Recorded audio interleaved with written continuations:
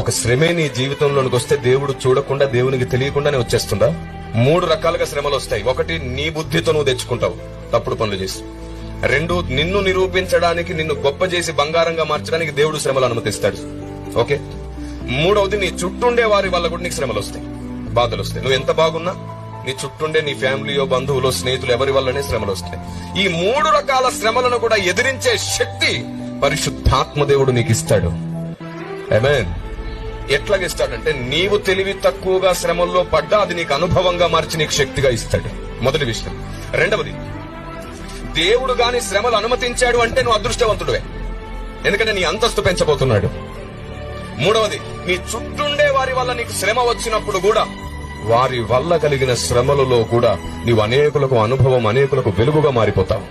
Praise the lord. అక్కడ నీ ప్రేమ పరీక్షించబడుతుంది, అక్కడ నీ ఓర్పు పరీక్షించబడుతుంది, అక్కడ నీ సహనం పరీక్షించబడుతుంది. మనం ఏం చేస్తాం తెలుసా? శ్రమ రాగానే తొలగించు ప్రభువా అని ప్రార్థిస్తాం. తప్పు ప్రార్థన. కీడు నుండి తప్పించు ప్రభువా అని అడగండి.